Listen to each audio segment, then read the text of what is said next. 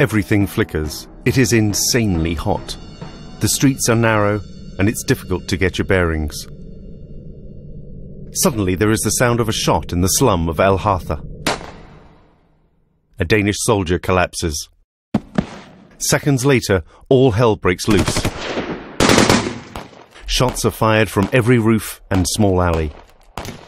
The Danish soldiers in El Hartha on the 14th of May 2007 suddenly find themselves fighting for their lives in the midst of heavy firing.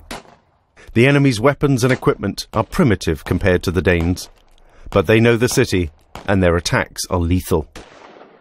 The Iraqi guerrilla soldiers fight in the same way that technologically inferior warriors have fought for centuries. In 1567, the Danish commander, Daniel Rantzau, moves up through Sweden with a large army.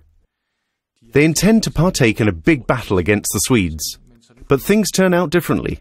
Instead, they are subjected to constant pinpoint attacks from Swedish guerrilla forces during their march in long columns through dense Swedish forests. They were not prepared for this, and the Swedish attacks gradually break down morale, as well as exhaust and tire the Danish army.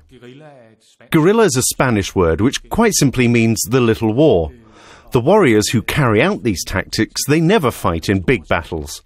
They take advantage of the terrain and hide in the forests and friendly villages, from where they make charges against the enemy. Looking back at the history of Denmark, the Little War, as it was known at the time, is introduced in 1785, where the first Jægerkorps are established in the Danish army.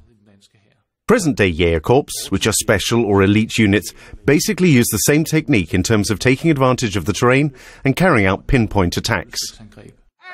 In recent times, guerrilla warriors are still a common sight. In Afghanistan, the Taliban often employ the tactics of trying to exhaust one's opponent, for example, through the use of roadside bombs. Back in El Hartha, the Danish soldiers were attacked incessantly from all directions. After several attempts, a heavily armoured column finally managed to break through roadside bombs and heavy firing to rescue the trapped Danish soldiers and drive them to safety. The Danish soldier who was hit in Al Hartha's slum area did not survive the attack from the Iraqi guerrilla soldiers.